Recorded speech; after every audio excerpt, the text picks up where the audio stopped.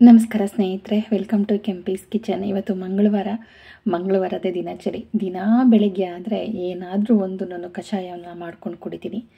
ಇದರಿಂದ ಒಂದು weight loss ಆಗುತ್ತೆ, ಇನ್ನೊಂದು ದೇಹಕ್ಕೆ ತುಂಬಾ ಒಳ್ಳೆಯದು ಅಂತಲೂ ಹೇಳ್ಬೋದು. ಪ್ರತಿಯೊಂದು ಕಷಾಯದಲ್ಲೂ ಒಂದೊಂದು ರೀತಿಯಾದ ಒಂದು ಶಕ್ತಿ ಇರುತ್ತೆ, ಒಂದು ಆ್ಯಂಟಿಬಯೋಟಿಕ್ ಅಂತಲೇ ಹೇಳ್ಬೋದು. ಬೆಳಗ್ಗೆ ಎದ್ದ ತಕ್ಷಣ ಜೀವಜಲ ಅಂತ ಏನು ಹೇಳ್ತೀವೋ ಅದೇ ಥರನೇ ನನ್ನ ವಿಚಾರಕ್ಕೆ ನಾನು ಹೇಳ್ತಾ ಇರೋದು. ಎಲ್ಲರೂ ಕುಡೀರಿ ಅಂತ ನಾನು ಹೇಳೋಕ್ಕೆ ಹೋಗೋದಿಲ್ಲ. ಖಂಡಿತ ಈ ಥರ ಮಾಡ್ಕೊಂಡು ಕುಡಿಯೋರಿಗೆ ತುಂಬಾ ಹೆಲ್ತ್ ಬೆನಿಫಿಟ್ ತುಂಬಾ ಇದೆ ಅಂತಲೇ ಹೇಳ್ತೀನಿ. ಬನ್ನಿ ವಿಡಿಯೋ ಶುರು ಮಾಡೋಣ. Welcome to Kempi's kitchen. ಇವತ್ತು ರಾತ್ರಿ ಬೇರೆ ಮೂಲಂಗಿ ಬೇಳೆ ಸಾಂಬಾರು ಮಾಡಿದೆ.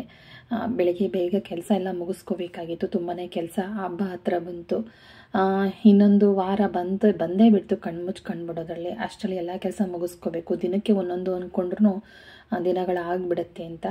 ಆದ್ರೂ ಡೀಪ್ ಕ್ಲೀನ್ ಅಂತ ಸ್ವಲ್ಪ ಮಾಡ್ಕೊಳ್ತೀನಿ. ಆಲ್ರೆಡಿ ನಾನು ಇದಕ್ಕೆ ಒಂದು ವಾರದಲ್ಲಿ ಎಲ್ಲ ಕ್ಲೀನ್ ಮಾಡ್ಕೊಂಡಿದ್ದೆ ಒಂದು ಕಡೆಯಿಂದ. ಮತ್ತೊಂದು ಸಲ ಮಾಡ್ಕೊಳ್ಳೋಣ ಅಂತ. ಯಾಕಂದರೆ ಒಂದು ವರಮಹಾಲಕ್ಷ್ಮಿ ಪೂಜೆ ಇದೆ, ಇನ್ನೊಂದು ಶ್ರಾವಣ ಶನಿವಾರನ ನಾವು ಕಂಪಲ್ಸರಿಯಾಗಿ ಮಾಡಬೇಕು. ನಾವು ದಾಸಯ್ಯನ ಒಕ್ಕಲಾದ್ರಿಂದ ಗೋವಿಂದನ ಮಾಡಬೇಕಾಗುತ್ತೆ. ಎಲ್ಲ 4ರಿಂದ 5 ಮನೆ ಅಥವಾ 9 ಮನೆ ಅಥವಾ 11 ಮನೆಗೆ ಹೋಗ್ಬಿಟ್ಟು ಉಪದಾನವನ್ನು ಬೇಡುವಂಥದ್ದು ಒಂದು. ಇಲ್ಲಿ ಜಾತಿ ಧರ್ಮ ಆ ಥರ ಏನಿಲ್ಲ. ಯಾವುದೇ ಒಂದು ಧರ್ಮ, ಯಾವುದೇ ಒಂದು ಕುಲದವ್ರಿಗೆ ಹೋಗ್ಬಿಟ್ಟು ನಾವು ಉಪದಾನ ಮಾಡಬಹುದು. ಕೆಲವೊಂದು ಕಡೆ ಕೇಳ್ತೀರಾ, ಹಾಗಾಗಿ ನಾನು ಈಗಲೇ ಪ್ರಶ್ನೆಗಳಿಗೆ ಉತ್ತರ ಕೊಟ್ಟಿದ್ದೀನಿ. ಉಪದಾನನ ಮಾಡ್ಬೋದು. ಅದರಲ್ಲೂ ವಿಷ್ಣು ಒಕ್ಕಲದವ್ರಿಗೆ ಸಾಮಾನ್ಯವಾಗಿ ಶ್ರಾವಣ ಶನಿವಾರ ಅಂತಂದರೆ ಹಬ್ಬ ಅಂತಲೇ ಅನ್ಬೋದು. ಶ್ರಾವಣ ಶನಿವಾರ ಮುಗಿಯೋ ತನಕ ಪ್ರತಿದಿನವೂ ಹಬ್ಬನೇ ನಮ್ಮ ಮನೆಗಳಲ್ಲಿ. ಆವತ್ತಿನ ದಿನ ಸ್ವೀಟ್ ಮಾಡಿ ಪ್ರತಿ ಶ್ರಾವಣ ಶನಿವಾರದಲ್ಲೂ ಸುಮಾರು 9 ಗಂಟೆ ಒಳಗಡೆ ಉಪದಾನ ಮಾಡಬೇಕು. 6 ಗಂಟೆ ಮೇಲೆ 9 ಗಂಟೆ ಒಳಗಡೆ ಉಪದಾನ ಮಾಡಬೇಕು. ಉಪದಾನ ಮಾಡಿ ತೊಗೊಂಡು ಬಂದಿರೋ ಅಕ್ಕಿನ ಅದನ್ನು ಅಡುಗೆ ಮಾಡಿ 4 ಜನಕ್ಕೆ ಊಟಕ್ಕೆ ಹಾಕ್ಬೋದು. ಇಲ್ಲಾಂದರೆ ದೇವಸ್ಥಾನಗಳಿಗೆ ತೊಗೊಂಡೋಗಿ ಕೊಡಬಹುದು, ಇಲ್ಲಾಂದರೆ ನಾವೇ ಬೇಕಾದರೂ ಊಟ ಮಾಡ್ಬೋದು ಆ ಥರ. ಅದಾದ ಮೇಲೆ ನಾವು ನಂಜನಗೂಡಲ್ಲಿ ಇರ್ತಕ್ಕಂತಹ ಪರಶುರಾಮನ ದೇವಸ್ಥಾನಕ್ಕೆ ಕಜ್ಜಾಯವನ್ನು ಮಾಡಿ ಮಣೆ ಸೇವೆ ಅಂತ ಹಾಕಿಸ್ತೀವಿ. ಅದನ್ನು ನಾವು ಮಾಡ್ತೀವಿ. ಯಾಕೆಂದರೆ ಅಲ್ಲಿ ದಾಸಯ್ಯನ ಕರೆಸಿ, ಸಾಮಾನ್ಯ ಗೊತ್ತಿರುತ್ತೆ ನಂಜನಗೂಡು ಸುತ್ತಮುತ್ತ ಇರೋರಿಗೆಲ್ಲ, ಒಂದು ಟವಲನ್ನು ಹಾಕಿ ಕಡಲೆಪುರಿ, ಬಾಳೆಹಣ್ಣು, ತೆಂಗಿನಕಾಯಿ, ಕಜ್ಜಾಯ ಎಲ್ಲನೂ ಸಹ ಮಿಕ್ಸ್ ಮಾಡಿಕೊಂಡು ಮಣೆ ಸೇವೆ ಅಂತ ಹಾಕಿಸ್ತೀವಿ. ಅದು ಹಾಕ್ಸಿದ್ರು ನಮ್ಮ ಮನೆ ದೇವ್ರಿಗೆ ನಾವು ಅದನ್ನು ಕಂಪಲ್ಸರಿಯಾಗಿ ನಾವು ಮಾಡಲೇಬೇಕು. ಅಲ್ಲಿಂದ ಬಂದು ಬೆಳಿಗ್ಗೆನೇ ಇದನ್ನು ಮಾಡಬೇಕಾಗತ್ತೆ. ಅಲ್ಲಿಂದ ಬಂದು ಮನೆಯಲ್ಲಿ ಅಡುಗೆ ಮಾಡಿ ದಾಸಯ್ಯನ ಕರೆಸಿ ಮನೆ ದೇವರನ್ನು ಕೂರಿಸಿ ಅಲ್ಲೂ ಸಹ ಶಂಕು ಜಾಗಟೆಯನ್ನು ಓದಿಸಿ ಗೋಡೆಗೆಲ್ಲ ಶಂಖಚಕ್ರವನ್ನು ಬರೆದು ನಾವು ಅಲ್ಲಿ ಒಪ್ಪದು ಬಿಡಬೇಕಾಗತ್ತೆ. ಮನೆ ಮಂದಿಯೆಲ್ಲ ಯಾರೂ ಊಟ ಮಾಡೋ ಹಾಗಿಲ್ಲ. ನಾವು ಶ್ರಾವಣ ಶನಿವಾರ ಶುರು ಆಗೋದಕ್ಕೂ ಮುಂಚೆನೇ ಇಡೀ ಮನೆಯೆಲ್ಲನೂ ಪೇಂಟಿಂಗ್ ಮಾಡೋರು ಮಾಡ್ತಾರೆ. ಅಂದರೆ ಸುಣ್ಣ ಬಣ್ಣ ಹೊಡೆಯೋರೆಲ್ಲ ಹೊಡ್ಕೊಳ್ತಾರೆ. ಪ್ರತಿಯೊಂದು ಪಾತ್ರೆ, ತಟ್ಟೆ, ಚೊಂಬು ಎಲ್ಲನೂ ತೊಳೆದು ಬೆಳಿಗ್ಗೆ ಎಲ್ಲನೂ ಮಾಡ್ಕೋಬೇಕು. ಮನೆಯಲ್ಲಿ 4-6 ಜನ ಇದ್ದರೆ ಮಾಡ್ಕೋಬೋದು. ನಾವೇ ಡೇಟ್ ಆಗಿರ್ತೀವ, ಅದೇ ಕೈಯಲ್ಲಿ ಮುಟ್ಕೋಬೇಕು ಅನ್ನೋದೊಂದಿರುತ್ತೆ. ಹಾಗಾಗಿ ನಾವೇನು ಮಾಡ್ತೀವಿ, ನನ್ನ ಕೆಲಸಗಳು ಮುಗಿದ ಮೇಲೆ ನಾನು ಈ ಸಲ ಆ ಥರ ಮಾಡ್ಕೊಂಡಿದ್ದೀನಿ. ಯಾಕೆಂದರೆ ಇಷ್ಟು ಸಲ ಮುಂಚಿತವಾಗಿ ಮಾಡ್ಕೊಳ್ತಾ ಇದ್ದೆ. ಈ ಸಲ ಆ ಥರ ಪ್ರಾಬ್ಲಮ್ ಆಯ್ತಲ್ಲ, ಹಾಗಾಗಿ ಆ ಪ್ರಾಬ್ಲಮ್ ಮುಗಿದ ಮೇಲೇ ನಾನು ಮನೆ ಕ್ಲೀನ್ ಮಾಡ್ಕೊಳ್ಳೋಣ ಅಂತ ಮಾಡಿಕೊಂಡೆ. ಆದರೂ ಎಲ್ಲ ಕ್ಲೀನು ಮಾಡ್ಕೊಂಡಿದ್ದೀನಿ. ಆದ್ರೂ ಕ್ಲೀನ್ ಮಾಡ್ಕೊಂಡಿದ್ರು ಸಹ ನಾನು ಮತ್ತೆ ಕ್ಲೀನ್ ಮಾಡಬೇಕಾಗಿದೆ. ಯಾಕಂದರೆ ಪ್ರತಿ ಶನಿವಾರನೂ ನಾವು ಮಣೆ ಸೇವೆ ಉಪದಾನ ಮಾಡೋದ್ರಿಂದ ನಾವು ಮಾಡಲೇಬೇಕಾಗುತ್ತೆ. ಗಂಡು ಮಕ್ಕಳು ಮಾಡ್ತಾರೆ, ಹೆಣ್ಮಕ್ಳು ಮಾಡೋ ಹಾಗಿಲ್ಲ. ಹಾಗೆಯೇ ವರಮಹಾಲಕ್ಷ್ಮಿ ಹಬ್ಬ ಬಂದಿರೋದ್ರಿಂದ ವರಮಹಾಲಕ್ಷ್ಮಿ ಹಬ್ಬ ಏನು ಗ್ರ್ಯಾಂಡಾಗಿ ಮಾಡೋದಿಲ್ಲ ಮನೆಯಲ್ಲಿ. ಅಜ್ಜಿ ಹೇಗೆ ಮಾಡ್ತಿದ್ರು ಅದೇ ಥರನೇ. ಸೀರೆಯನ್ನು ಉಡಿಸೋದಿಲ್ಲ. ಮಾಮೂಲಿ ಸೀರೆ ತಂದು ಪಕ್ಕಕ್ಕೆ ಇಡಬಹುದು, ಬಟ್ ಅದನ್ನು ಪದ್ಧತಿಯನ್ನು ರೂಢಿ ಮಾಡ್ಕೊಂಡು ಬಂದಿಲ್ಲ. ಅಜ್ಜಿ ರಾತ್ರಿ ಹೊತ್ತು ಕಳಸವನ್ನು ಕೂರಿಸಿ ರಾತ್ರಿ ಹೊತ್ತೇ ಕಳಸವನ್ನು ಕದಲಿಸ್ತಾ ಇದ್ರು. ಬೀರು ಒಳಗಡೆ ಲಕ್ಷ್ಮೀ, ಗಣಪತಿ, ಸರಸ್ವತಿ ಇರುವಂತಹ ಫೋಟೋವನ್ನು ಇಟ್ಟು, ಕಬ್ಬಣ ಪೆಟ್ಟಿಗೆ ಇತ್ತು ನಮ್ಮ ಮನೆಯಲ್ಲಿ, ಆ ಪೆಟ್ಟಿಗೆ ಒಳಗಡೆ ಇಟ್ಟು ಅಲ್ಲೇ ಕಳಸವನ್ನು ಕೂರಿಸ್ತಾ ಇದ್ರು. ಪ್ರಸಾದಕ್ಕೆ ಅಂದ್ಬಿಟ್ಟು ಇದು ಕಡಲೆ ಹಿಟ್ಟು ಏನಿದೆ ಅದನ್ನು ಮಾತ್ರ ಮಾಡ್ತಾಯಿದ್ರು, ಬೇರೆ ಯಾವುದೂ ಮಾಡ್ತಾ ಇರಲಿಲ್ಲ ಅವರು. ಅವಾಗಲಿಂದ ಅವ್ರ ಅತ್ತೆನೂ ಅದೇ ಥರನೇ ಮಾಡ್ಕೊ ಬಂದಿದ್ರಂತೆ, ಅದೇ ರೀತಿ. ಆದರೆ ನಾನು ಸಹ ಇಲ್ಲಿ ಜನಗಳನ್ನ ನೋಡಿಕೊಂಡು ಎಲ್ಲರೂ ಹೇಗೆ ಮಾಡ್ತಾರೋ ಹಾಗೆ ಮಾಡೋಣ ಅಂತ 2 ಸಲ ನಾನು ಸೀರೆಯನ್ನು ಉಡಿಸ್ಲಿಕ್ಕೆ ಪ್ರಯತ್ನ ಪಟ್ಟೆ. ಉಡಿಸ್ದೆ ಕೂಡ 2 ಸಲನೂ ಭಿನ್ನ ಆಯಿತು ನನಗೆ. ಒಂದು ಸಲ ಕಳಸ ಸ್ವಲ್ಪ ಹಾಗೆ ಓರೆಯಾಗಿ ಕಳಸದಲ್ಲಿರೋ ನೀರು ಚೆಲ್ತು.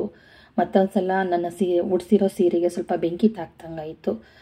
ನಾನೇನು ಅಂದ್ಕೊಂಡೆ, ಏನೋ ಅಪ್ಪಿತಪ್ಪಿ ದೀಪನ ಪಕ್ಕದ ಸ್ವಲ್ಪ ಇಟ್ಟಿರ್ಬೋದು ಅಥವಾ ಕಿಡಿತ ಹಾಕಿರ್ಬೋದು ಅಂದ್ಕೊಂಡು ನಾನು ಅದನ್ನು ಮನಸ್ಸಿಗೆ ಹಾಕ್ಕೊಳ್ಳಿಲ್ಲ. ನಾನು ನೆಕ್ಸ್ಟ್ ವರ್ಷ ಮಾಡೋಣ ಅಂದ್ಬಿಟ್ಟು ಮತ್ತೆ ಇನ್ನೊಂದು ವರ್ಷ ಮಾಡಿದಾಗ ಕಳಸನೇ ವಾರೆ ಆದಂಗಾಗಿ ಪಕ್ಕಕ್ಕೆ ನೀರು ಚೆಲ್ತು, ಕಳಸದಲ್ಲಿರೋ ನೀರು. ಅದ್ರ ಜೊತೆಗೆ ಪೂರ್ತಿ ನಾನು ಪೂಜೆ ಶುರು ಮಾಡ್ದಲ್ಲಿಂದ ಹಿಡಿದು ಕೊನೆವರೆಗೂ ನನಗೆ 108 ಭಿನ್ನಗಳು ಶುರುವಾಯಿತು. ಆಮೇಲೆ ಲಾಸ್ಟಿಗೆಲ್ಲ ಮಾಡಾದಮೇಲೆ ನನಗೆ ಯಾರೋ ಹೇಳಿದರು, ಈ ಥರ ಮಾಡಬಾರ್ದಮ್ಮ, ಮಾಡಿದ್ರೆ ತೊಂದರೆ ಆಗುತ್ತೆ ಅಂತ. ಅದಾದಮೇಲೆ ತಪ್ಪು ಒಪ್ಪು ಎಲ್ಲ ನೀನೇ ನೋಡ್ಕೊ ಅಂದ್ಬಿಟ್ಟು ಅಜ್ಜಿ ಹೇಗೆ ಕಳಸವನ್ನು ಕೂರಿಸ್ತಾ ಇದ್ರು ಅದೇ ಥರನೇ ಕಳಸವನ್ನು ಕೂರಿಸಿ ರಾಹುಗಾಲ ಗುಳಿಗಾಲ ನೋಡಿಕೊಂಡು ಒಂದು ಒಳ್ಳೆ ಟೈಮಲ್ಲಿ ಕಳಸವನ್ನು ಕೂರಿಸ್ತೀನಿ. ಅವತ್ತೊಂದು ದಿನ ನಾನು ಡ್ಯೂಟಿಗೆ ಹೋಗೋದಿಲ್ಲ, ರಜೆ ಹಾಕ್ಬಿಡ್ತೀನಿ. ಹೋದ್ಸಲ ನನಗೆ ಹೇಗಾಯಿತು ಅಂದರೆ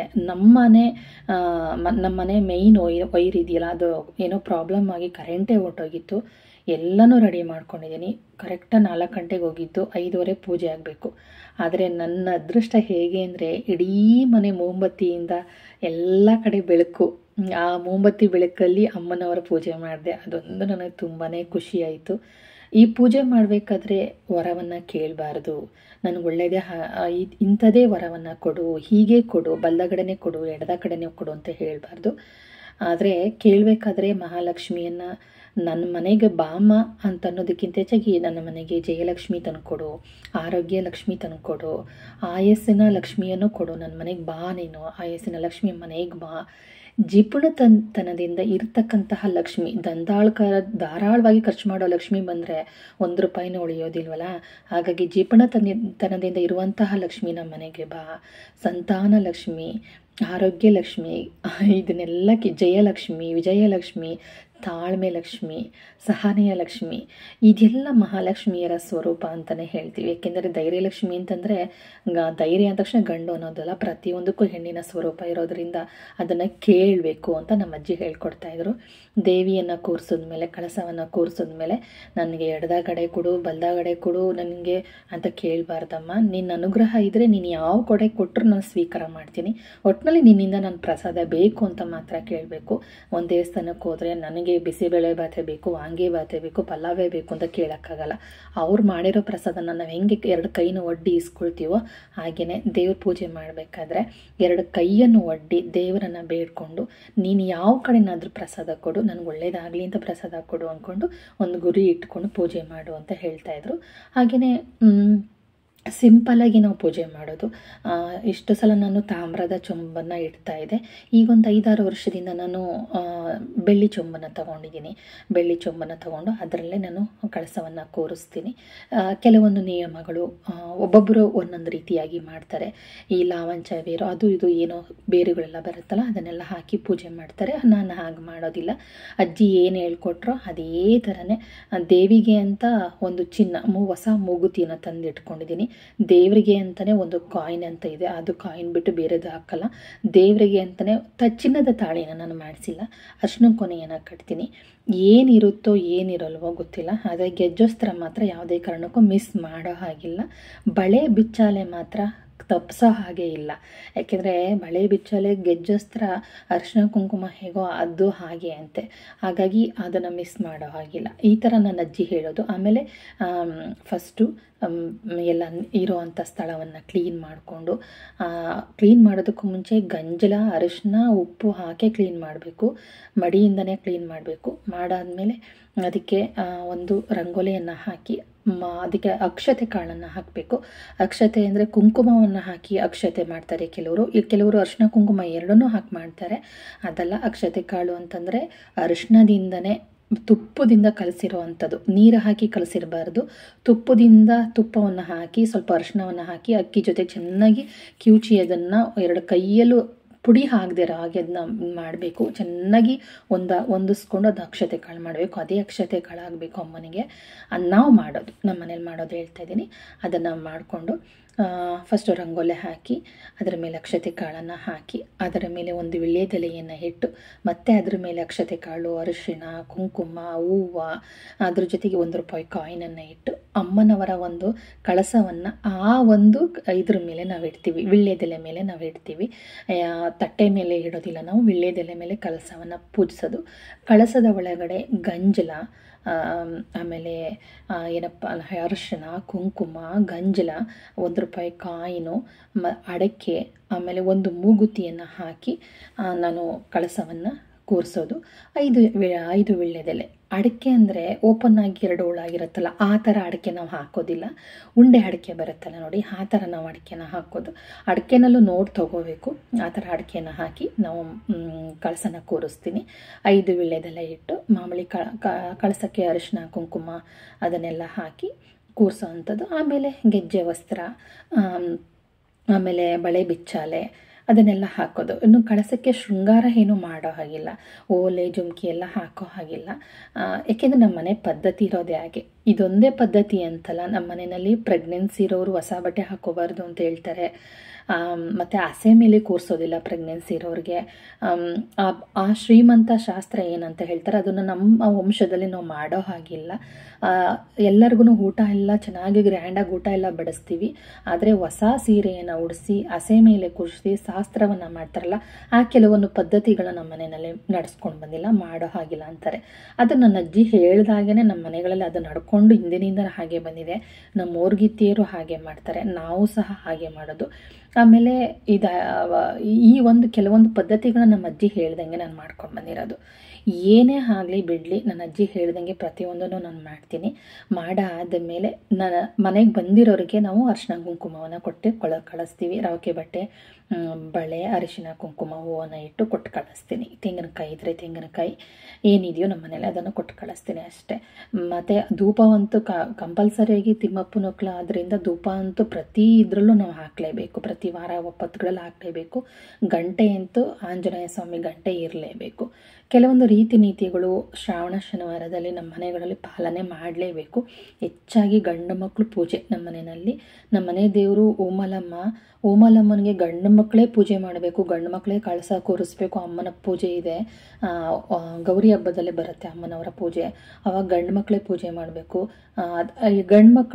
ಹೆಣ್ಮಕ್ಳಿಲ್ಲ ಅಂದರೆ ಗಂಡು ಮಕ್ಕಳು ಮಾಡಬೇಕು, ಇಲ್ಲಾಂದರೆ ಹೆಣ್ಣು ಮಕ್ಕಳು ಮಾಡಬೇಕು. ಸೊಸೆದಿರಂತೂ ಕೈಯಲ್ಲಿ ಮುಟ್ಟೋ ಹಾಗೂ ಇಲ್ಲ, ಅವ್ರು ಕೊಡೋ ಆರತಿ ಪ್ರಸಾದ ಮಾತ್ರ ಸ್ವೀಕಾರ ಮಾಡಬೇಕು. ಆ ರೀತಿಯಾದಂಥ ಪದ್ಧತಿಗಳು ನಮ್ಮ ಮನೆಗಳಲ್ಲಿ ಇರೋದ್ರಿಂದ ಸ್ವಲ್ಪ ರೀತಿ ರಿವಾಜುಗಳು ಜಾಸ್ತಿ. ಜೊತೆಗೆ ತುಂಬ ಮಡಿ, ತಿಮ್ಮಪ್ಪ ಅಂದ್ರೇ ಮಡಿ. ಏಕೆಂದರೆ ಸ್ವಲ್ಪ ಕೊಳಕ್ತನ ಆದರೆ ಮನೆಯಲ್ಲಿ ಇರುವೆಗಳು ಕಾಣಿಸ್ಕೊಳ್ಳುತ್ತೆ. ನಮಗೆ ಈ ಕಟ್ಟಬಾಯಿ ಹತ್ರ ನಾವು ಊಟ ಮಾಡ್ತೀವಲ್ಲ, ಕೆನ್ನೆ ಸೈಡಲ್ಲಿ ಬಾಯಿ ಹತ್ರ ಗುಳ್ಳೆಗಳು ಕಾಣಿಸ್ಕೊಳ್ಳೋದು, ಗಾಯ ಆಗೋದು. ಕೆಲವರು ಅಂತಾರೆ ಹಲ್ಲಿ ಉಚ್ಚೋದಿದೆ ಅಂತ ಹೇಳ್ತಾರಲ್ಲ, ಅದು ಅಲ್ಲಿ ಉಚ್ಚೊಯ್ಯೋದಲ್ಲ. ಒಂಥರ ಮಡಿ ಮೈಲಿಗೆ ಆದರೆ ಸೂತ್ಕ ಮುಟ್ಟು ತಟ್ಟು ಆಯಿತು ಅಂದರೆ ಬೇರೆಯವ್ರು ಎಂಜಲು ತಿಂದರೆ ಸ್ವಲ್ಪ ಆ ಥರ ಆಗುತ್ತೆ. ಆಮೇಲೆ ಮನೆಯಲ್ಲಿ ಕೆಂಪು ಇರುವೆಗಳು, ಕಪ್ಪು ಇರುವೆಗಳೆಲ್ಲ ಕೆಂಪು ಇರುವೆಗಳು ಕಾಣಿಸ್ಕೊಳ್ಳೋದು, ಚೇಳು ಕಾಣಿಸ್ಕೊಳ್ಳೋದು, ಮನೆಯಲ್ಲಿ ಸಾವಿರ ಕಾಲುಗಳು ಅಂತ ಹೇಳ್ತೀವಲ್ಲ ಆ ಥರ ಎಲ್ಲ ಕಾಣಿಸ್ಕೊಳ್ಳೋದು ಎಲ್ಲ ಆಗುತ್ತೆ. ಸ್ವಲ್ಪ ತಿಮ್ಮಪ್ಪನ ಮಕ್ಕಳು ಅದರಿಂದ ಸ್ವಲ್ಪ ಮಡಿ ಮೇಲಿಗೆಯಿಂದ ಇರೋ ಮಗ ಅಂತ ಹೇಳಿದ್ರು, ಸ್ವಲ್ಪ ಹಾಗೆ ಇರ್ತೀವಿ. ಇನ್ನು ಡೇಟ್ ಪೀರಿಯಡ್ ಆದಮೇಲೆ ನೀವು ಎಲ್ಲನೂ ಅಡುಗೆ ಮನೆ ಎಲ್ಲ ಓಡಾಡ್ತೀರಾ ಅಂತ ಕೇಳಿದ್ರಿ. ತುಂಬ ದಿನಗಳೇ ಆಗಿತ್ತು, ವರ್ಷನೇ ಆಗಿದೆ. ಕಮೆಂಟ್ ಕೇಳಿ ನಾನು ಇವತ್ತೇ ಹೇಳ್ತಾ ಇದ್ದೀನಿ. ನಾವು ಪೀರಿಯಡ್ಸ್ ಆದಮೇಲೆ ಒಂದು ದಿನ ನಾನು ಮನೆ ಒಳಗಡೆ ಹೋಗೋದಿಲ್ಲ. ಸ್ನಾನ ಮಾಡಾದಮೇಲೆ ಸ್ನಾನವನ್ನು ಮಾಡಿಕೊಂಡಾದ್ಮೇಲೆ ಮನೆ ಒಳಗಡೆ ಹೋಗೋದಿಲ್ಲ. ಮಗ ಇಲ್ಲಾಂದರೆ ಮನೆಯವರೇ ಅವತ್ತೊಂದು ದಿನ ಎಲ್ಲ ಅಡುಗೆ ಎಲ್ಲ ಅವರೇ ಮಾಡ್ಕೊಳ್ತಾರೆ. ಅದರ ಮಾರನೇ ದಿನ ಸ್ನಾನ ಮಾಡಿ ನಾವು ಅಡುಗೆ ಮನೆಗೆ ಹೋಗ್ತೀವಿ. ಏನೇ ಮಾಡಿದ್ರೂ ಮನಸ್ಸು ಒಪ್ಪಲ್ಲ. ಯಾಕೆಂದರೆ 3 ದಿನ ನಾವು ಅಜ್ಜಿ ಇದ್ದಾಗ ಹೊರಗಡೆ ಇರ್ತಿದ್ವಿ. ಆದರೆ ಏನು ಮಾಡೋಕ್ಕಾಗೋದಿಲ್ಲ, ಮನೆಯಿಂದ ಹೊರಗಡೆ ಬಂದಿದ್ದೀವಿ. ನನ್ನ ಕೈಲಿ ಎಷ್ಟು ಸಾಧ್ಯ ಆಗುತ್ತೋ ಅಷ್ಟು ನೋಡ್ಕೊಳ್ತೀನಿ. ಮಿಕ್ಕಿದ್ದು ಏನೇ ತಪ್ಪು ಉಪ್ಪು ಇದ್ರೂ ನಮ್ಮ ಅಪ್ಪನ ಪಾದಕ್ಕೆ ಹಾಕ್ಬಿಡ್ತೀನಿ. ವರಮಹಾಲಕ್ಷ್ಮಿ ಹಬ್ಬದ ದಿನ ಎಷ್ಟು ಸಾಧ್ಯ ಆಗುತ್ತೋ ಅಷ್ಟೆಲ್ಲ ಕ್ಲೀನ್ ಮಾಡ್ಕೊಳ್ತಿದ್ದೀನಿ. ಏನ್ರಿ ತೊಳೆಯೋದಕ್ಕಾಗಲ್ವಾ, ಏನು ಒಂದು ಚೊಂಬು ನೀರಾಗಿದ್ರೆ ವೇಸ್ಟ್ ಆಗುತ್ತೆ, ನೀವೇನು ಹಾಕೊಂಡು ಈ ಥರ ಎಲ್ಲ ಮಾಡ್ತಿದ್ದೀರಲ್ಲ ಅನ್ಬೋದು. ಮಳೆಗಾಲ ಆದ್ದರಿಂದ ಇದನ್ನೆಲ್ಲ ತೊಳ್ಕೊಂಡು ಕೂತ್ಕೊಂಡ್ರೆ ಒಣಗೋದಿಲ್ಲ. ಇದನ್ನೆಲ್ಲ ಸುರ್ಕೊಂಡು ಮತ್ತೆ ಇದನ್ನು ಮತ್ತೊಂದು ಬದಲಾಯಿಸಿ ಅದನ್ನೆಲ್ಲ ಮಾಡೋದಕ್ಕಂಟ ತುಂಬ ಸುಸ್ತಾಗುತ್ತೆ. ಜೊತೆಗೆ ಒಣಗೋದೇ ಇಲ್ಲ, ಜೊತೆಗೆ ಒಂದು ಒಳಗಡೆ ಎಲ್ಲ ಬುಷ್ಟ್ ರೀತಿ ಬರುತ್ತೆ, ಒಳಗಡೆ ಇಡೋ ಪದಾರ್ಥನೂ ಹಾಳಾಗ್ಬಿಡುತ್ತೆ. ಅದನ್ನು ನಾನು ಮಾಡಿ ನೋಡಿದ್ದೀನಿ. ನಮ್ಮ ಮನೆಗಳಲ್ಲಿ ಬಂದು ನೋಡಿ, ಯಾರದೇ ಒಂದು ಚಿಕ್ಕಮಂಗ್ಳೂರಲ್ಲಿರೋರು ಸುತ್ತಮುತ್ತ ಕಳಸ, ಹೊರನಾಡು, ಚಿಕ್ಕಮಗಳೂರು, ಶೃಂಗೇರಿಲಿ ಇರೋರಿಗೆ ಗೊತ್ತಾಗುತ್ತೆ ಅವ್ರವ್ರ ಪರಿಸ್ಥಿತಿ ಏನು ಅಂತ. ನಿಜಕ್ಕೂ ಎಷ್ಟು ಅಂತಂದರೆ 1/4 ವರ್ಷ ಮ್ಯಾಟ್ ಹಾಕಿದ್ರು ಒಣಗಾಕಿದ್ರು ಒಣಗೋಲ್ಲ, ತುಂಬ ಸ್ಮೆಲ್ ಬಂದ್ಬಿಟ್ಟಿರುತ್ತೆ. ಎಷ್ಟೋ ಸಲ ತೆಗೆದು ಎಸ್ತು ಬಿಟ್ಟಿರ್ತೀವಿ. ಆ ಥರ ಮುಂಚಿತವಾಗಿ ಮಳೆ ಹಿಡಿಯೋದಕ್ಕೂ ಮುಂಚಿತವಾಗಿ ಆದಷ್ಟು ಮನೆಯೆಲ್ಲ ಕ್ಲೀನ್ ಮಾಡ್ಕೊಂಡ್ಬಿಟ್ಟಿರ್ತೀವಿ. ಇಡೀ ಮನೆಯೆಲ್ಲ ಡೀಪ್ ಕ್ಲೀನ್ ಮಾಡಿಕೊಂಡು ಈ ಒಂದು ಚೂರು ಏನು ಡೀಪ್ ಕ್ಲೀನ್ ಮಾಡ್ಕೊಂಡಾದಮೇಲೆ ನಾನ್ ವೆಜ್ ಎಲ್ಲ ಮಾಡೋದಿಲ್ಲ, ಆ ಥರ ಎಲ್ಲ ಮಾಡ್ಕೊಂಡ್ಬಿಡ್ತೀವಿ. ನಮ್ಮ ಮನೆಯಲ್ಲೂ ಹಾಗೆ ಆಗಿದೆ. ಈ ಸಲ ಸ್ವಲ್ಪ ಡೀಪ್ ಕ್ಲೀನ್ ಮಾಡ್ಕೊಂಡಿದ್ದಾದ್ರೂ ಇನ್ನೇನು ಶ್ರಾವಣ ಶುರುವಾಗುತ್ತೆ ಅಂದ್ಬಿಟ್ಟು ನಾನ್ ವೆಜ್ ಮಾಡ್ಕೊಂಡು ತಿಂದ್ವಿ. ಮತ್ತು ಕೆಲಸ ಶುರುವಾಗಿದೆ, ಮಾಡ್ಕೊಳ್ಳೇಬೇಕು. ಎಲ್ಲರೂ ಶ್ರಾವಣನ ಯಾರ್ಯಾರೆಲ್ಲ ಮಾಡ್ತೀರಾ, ಯಾರೆಲ್ಲ ಉಪದಾನ ಕೇಳ್ತೀರಾ ಮನೆಗೆಲ್ಲ ಹೋಗಿ. ಇದರಲ್ಲಿ ನಾಚಿಕೆ ಪಡ್ಕೊಳ್ಳೋ ಅಂಥದ್ದು ಏನಿಲ್ಲ, ತುಂಬಾ ಒಳ್ಳೆಯದಾಗುತ್ತೆ. ಯಾವ ರೀತಿ ಅಂದರೆ ಬಡತನ ಹೋಗಿ ನಾವು ನೆಮ್ಮದಿಯಾಗಿ ದೇವರು, ನಾವು ಸಿರಿತನ ಅನ್ನೋದಕ್ಕಿಂತ ನೆಮ್ಮದಿಯ ಒಂದು ಸಿರಿ ಏನಿರುತ್ತೋ ಆ ದೇವರು ನಮಗೆ ಖಂಡಿತ ಕೊಡ್ತಾರೆ ಅಂತ ಅನ್ಬೋದು.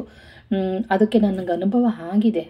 ಆ ಒಂದು ನಾವು ಮಾಡಿದ ಮೇಲೆ, ಮೊದಲೆಲ್ಲ ನಾವು ಮಾಡ್ತಾ ಇರಲಿಲ್ಲ, ನನ್ನ ಮಗನೇ ಮಾಡೋದಕ್ಕೆ ಶುರು ಮಾಡಿದ. ಅದಾದಮೇಲೆ ನಮ್ಮ ಲೈಫಲ್ಲಿ ಚೇಂಜಸ್ಗಳಾಗ್ತಾ ಇದೆ.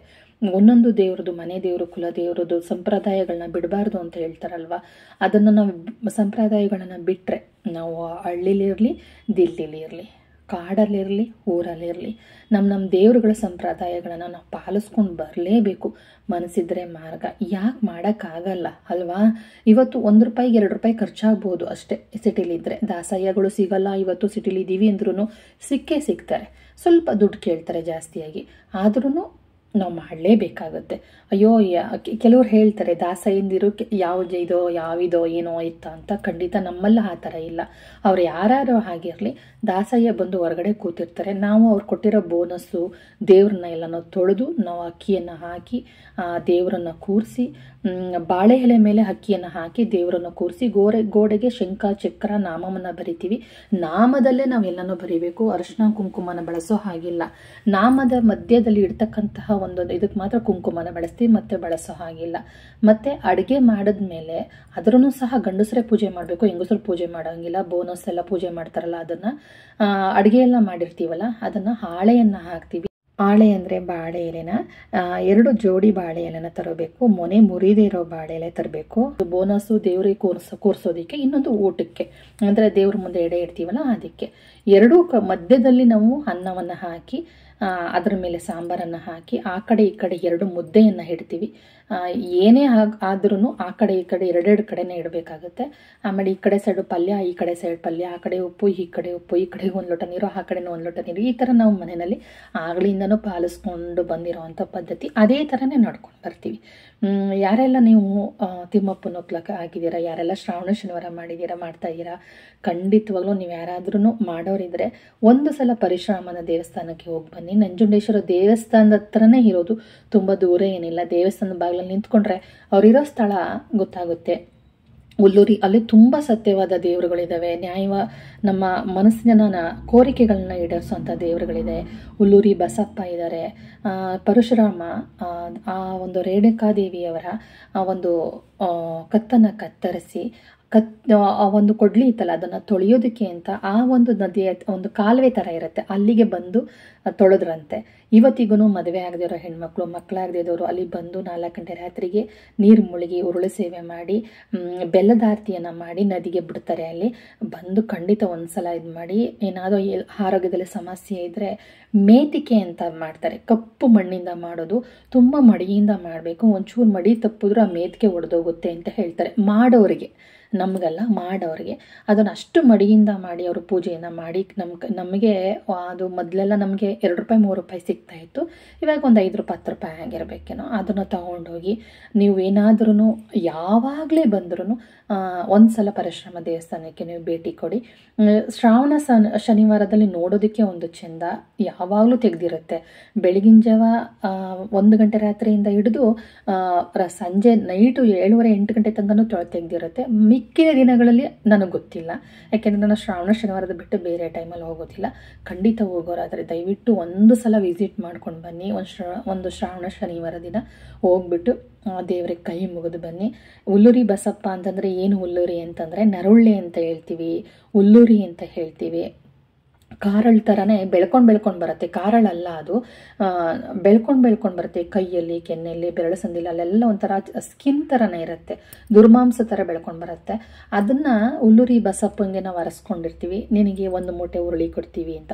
ಅಯ್ಯೋ ಅಕ್ಕ 1 ಮೂಟೆನಾ ಅಂತ ಅನ್ಬೇಡಿ. 1 ಮೂಟೆ ಅಂದರೆ 3 ಇಂಚು ಅಗಲ 3 ಇಂಚು ಉದ್ದ ಇರೋ ಬಟ್ಟೆಯನ್ನು ತಗೊಂಡು ಅದನ್ನು ಮೂಟೆ ಆಕಾರದಲ್ಲಿ ಹೊಲಿದು, ಹೊಸ ಬಟ್ಟೆನೇ ಆಗಬೇಕು, ಅದನ್ನು ಮೂಟೆ ಆಕಾರದಲ್ಲಿ ಹೊಲಿದು ಅದಕ್ಕೆ ಒಂದು ಲಾಡಿಯನ್ನು ಕಟ್ಟಿ 2 ಮೂಟೆ ಅಂದರೆ ಆ ಕಡೆ ಈ ಕಡೆ 2 ಮೂಟೆನ ಕಟ್ಟಿ ಆ ದೇವರ ಕುತ್ತಿಗೆಗೆ ಹಾಕ್ತಕ್ಕಂಥದ್ದು. ಮೂಟೆ ಅಂದ ತಕ್ಷಣ 50 kg 25 kg ಮೂಟೆ ಅಂತಲ್ಲ, ಸಣ್ಣದು ಒಂದು 3 ಇಂಚು 3 ಇಂಚು ಅಗಲ ಇರಬೇಕು, 3 ಇಂಚು ಅಥವಾ 5 ಇಂಚು ಉದ್ದ ಇರೋ ಬಟ್ಟೆ ತಗೊಂಡು ನೀಟಾಗಿ ಅದನ್ನು ಹೊಲಿಬೇಕು. ನೀಟಾಗಿ ಹೊಲಿದು ಅದನ್ನು ಹಾಕಿದ್ರೆ ಹೊಲ್ಕೊಡ್ತಾರೆ.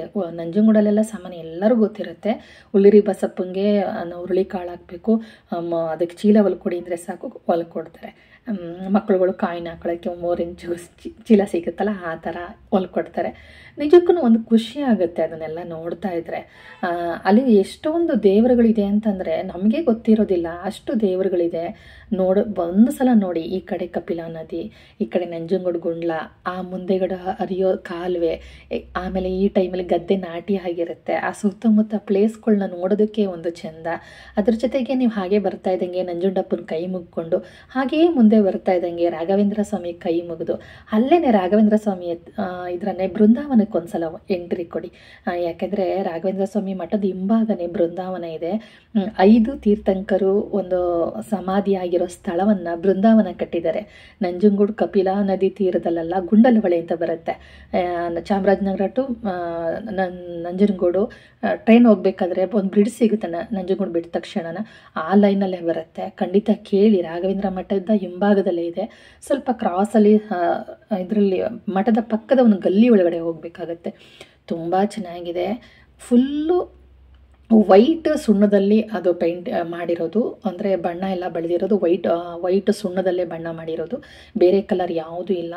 ಅಲ್ಲಿ ಕೂತ್ಕೊಂಡ್ರೆ ಎಷ್ಟು ಪ್ರಶಾಂತವಾಗಿರುತ್ತೆ, ಎಷ್ಟು ನೆಮ್ಮದಿ ಕೊಡುತ್ತೆ ಅಂದರೆ ನಮ್ಮ ಜೀವನದಲ್ಲಿ ನಾವೇನು ಅಂದ್ಕೊಂಡಿರ್ತೀವಿ ಅದೆಲ್ಲ ನಮಗೆ ಸಿಗುತ್ತೆ ಅಂತಲೇ ಹೇಳ್ಬೋದು. ನನಗೆ ಅಲ್ಲಿ ಸಿಗೋ ಖುಷಿ ಅಲ್ಲಿ ಒಂದು ನಂಜನಗೂಡಿಗೆ ಹೋಗೋ ರಾಘವೇಂದ್ರ ಸ್ವಾಮಿ ಮಠದಲ್ಲಿ ಸಿಗುವಂಥ ಖುಷಿ, ಆ ಬೃಂದಾವನದಲ್ಲಿ ಸಿಗೋ ಖುಷಿ ನನಗೆ ಇನ್ನೆಲ್ಲೂ ಸಿಕ್ಕಿಲ್ಲ.